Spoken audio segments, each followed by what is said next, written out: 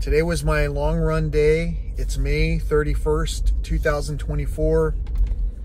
And I ran for an hour and 40 minutes for a distance of 6.01 miles.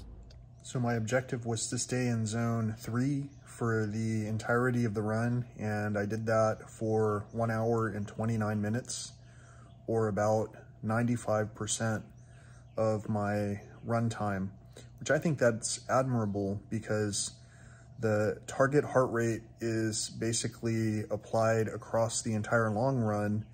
And I started that run out from basically arriving in my car, which means that the 10 minutes that I wasn't in zone 3 included my warm-up period from leaving the vehicle, and also, of course, any fluctuations where I went above or below the forecasted heart rate that I was supposed to stay in for this particular effort. I did pretty great, and I felt pretty great, and that was almost a 10K worth of distance. So running in the rain was really pretty amazing.